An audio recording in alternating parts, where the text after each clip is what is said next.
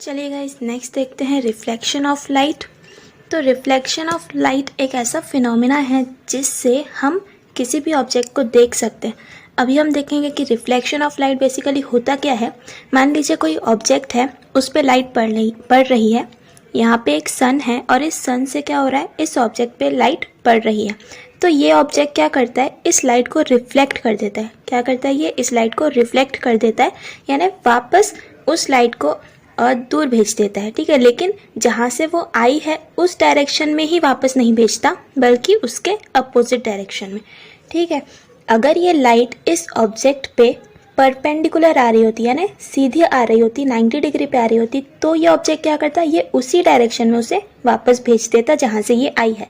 Otherwise अगर ये थोड़ा इंक्लाइन होके आ रही है लाइट, तो ये ऑब्जेक्ट क्या करेगा, अपोजिट डायरेक्शन में इस लाइट को भेज देगा। तो ये जो ऑब्जेक्ट कर रहा है इसी को कहते हैं रिफ्लेक्शन ऑफ लाइट, यानी लाइट को ये ऑब्जेक्ट क्या कर रहा है, रिफ्लेक्ट कर रहा है।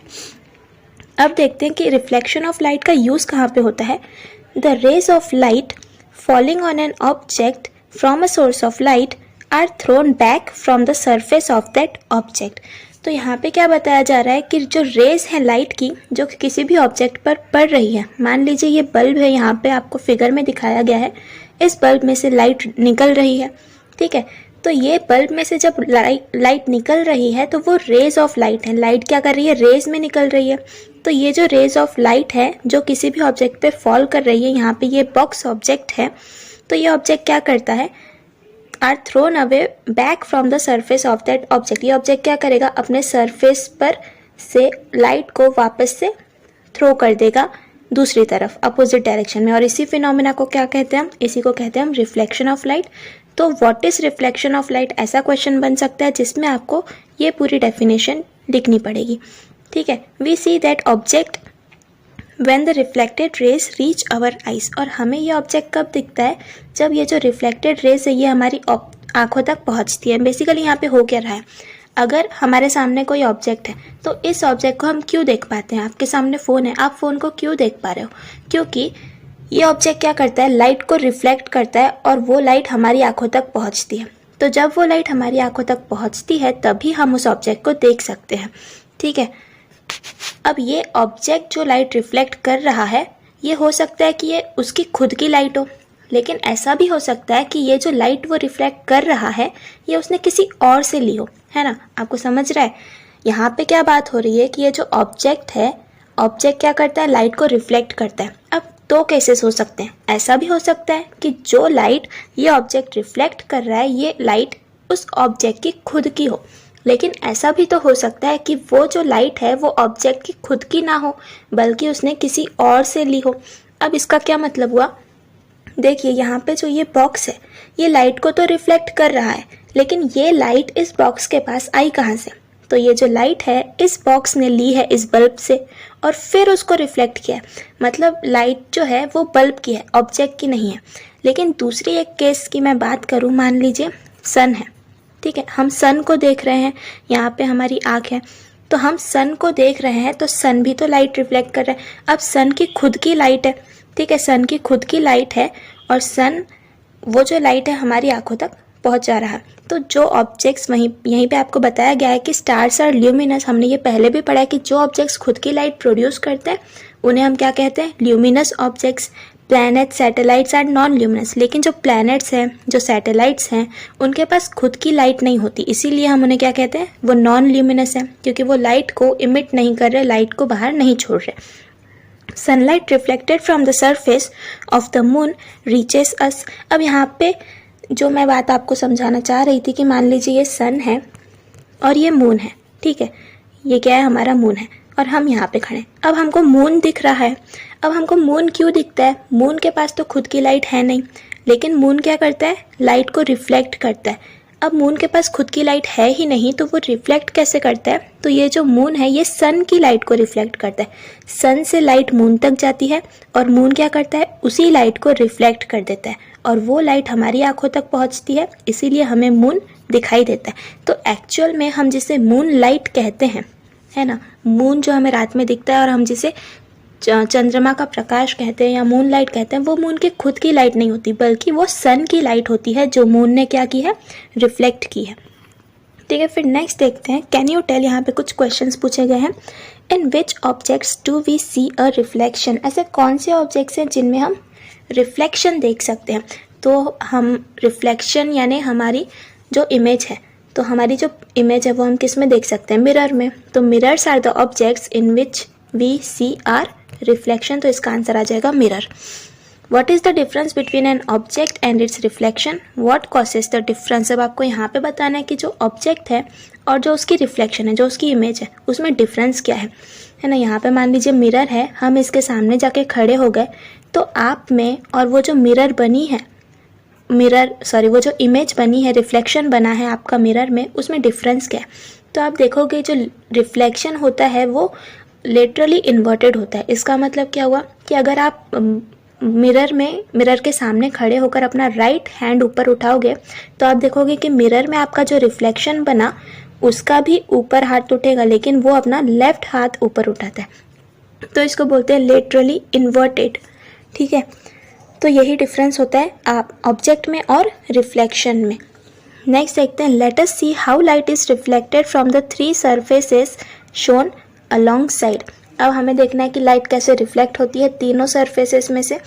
ये जो आपको यहाँ पे फोटोज दिए गए हैं इसमें से लाइट कैसे रिफ्लेक्ट होती है वो देखेंगे हम। When you see your face in a mirror, the light reflected from your face falls on the mirror and gets reflected back again, that is why you see the image in the mirror. अब आपको बताया गया है कि mirror में हमारी image कैसे बनती है। तो आप जब मिरर में अपना फेस देखते हो तो मिरर में से लाइट रिफ्लेक्ट होती है और वो ही मिरर पे गिरती है। मान लीजिए ये मिरर है और यहाँ पे आप खड़े हो, तो आप मिरर में अपना फेस देख रहे हो, तो हो क्या रहा है, the light reflected from your face falls on the mirror. अब आपके फेस से लाइट रिफ्लेक्ट हुई है, वही लाइट क्या करती है, मिरर पे जाके गिरती है और इसीलिए आप अपना रिफ्लेक्शन देख पाते हो। मान लीजिए ये सन है, अब ये सन से लाइट आपके फेस पे आई और आपके फेस से कहाँ गई, मिरर पे गई, और मिरर पे जाने के बाद वही वो वापस से आपकी आंखों में रिफ्लेक्ट होती है। तो इसीलिए मिरर में आपको अपने ही जैसा रिफ्लेक्शन दिखाई देता है। Do you see your image in a glass pen?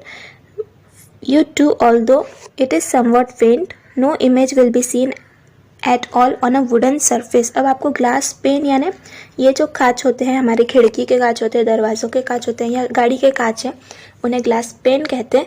तो ग्लास पेन में अगर आप इमेज देखने की कोशिश करोगे तो आपको नहीं दिखता है, आपको बहुत धुंधली सी इमेज दिखती है, थोड़ी थोड़ी सी दिखाई देती है। जबकि वुडन सरफेस की बात करें तो वुडन सरफेस पे अगर आप देखोगे तो आपको बिल्कुल भी आपकी इमेज दिखाई नहीं देती, है ना। तो ऐसे कुछ चीज़ों में हमें इमेज दिखाई देती है जबकि कुछ चीज़ों में हमें अपनी इमेज नहीं दिखाई देती। You may have seen your image formed in surfaces such as a new steel dish, the glossy granite cladding of a wall and the still water in a lake। तो यहाँ पे कुछ surfaces है जिसमें आप अपनी इमेज देख सकते हो, जैसे ये स्टील की डिश है, स्टील की प्लेट्स है, इनमें आपकी परछाई दिख जाएगी। ग्लॉसी ग्रेनाइट क्लैडिंग, ये आपने देखा होगा बहुत सारे होटल्स में या बड़े बड़े शोरूम्स में लगे होती हैं ग्रेनाइट की दीवारें, उनमें भी इमेज दिखती है हमें अपनी। स्टिल वाटर होता है अगर लेक में, स्टिल वाटर यानी जो पानी बह नहीं रहा है, एक ही जगह पे खड़ा है, तो उस वाटर में भी आपको अपनी इमेज दिखाई देती है। Make a list of other similar surfaces, compare the images seen in them, make a guess about the property of a surface due to which an image is form, discuss this with your teachers and parents. तो आपको बताना है कि और कौन सी ऐसी चीज़ें हैं जिनमें हमें हमारी इमेज दिखाई देती है। तो ये बताइए आप कमेंट बॉक्स में कि कौन कौन सी चीज़ें हैं जिनमें हमारी इमेज दिखाई देती है और कौन कौन सी चीज़ें हैं जिनमें हमें हमारी इमेज दिखाई नहीं देती। ठीक है, फिर देखते हैं images in a plane mirror. अब प्लेन मिरर क्या होता है, जो आपके घर पे मिरर लगा होता है जिसमें देख के आप बाल बनाते हो ना, वही होता है प्लेन मिरर, जिसमें आपको आपका रिफ्लेक्शन दिखाई देता है। Stand in front of a plane mirror and look at your image in it. आपको क्या करना है, प्लेन मिरर के सामने खड़े होना है और अपनी इमेज देखनी है। फिर आपको कुछ एक्सपेरिमेंट्स करने हैं। Raise your right hand, which hand of the mirror image is raised. आप अपना राइट हैंड उठाओ, आपको क्या दिखेगा, मिरर में जो पर्सन है उसका लेफ्ट हाथ ऊपर उठा हुआ है ना, तो ये चेंज आपको दिखेगा। What change do you see in the image if you decrease or increase your distance from the mirror? अगर आप मिरर के सामने खड़े हो और मिरर के और पास जाते हो तो वो जो इमेज है अंदर वो भी मिरर के करीब आएगी, लेकिन मिरर से आप दूर जाते हो तो वो जो मिरर के अंदर इमेज बनी है आपकी वो भी क्या करेगी, मिरर से दूर जाना चाहेगी।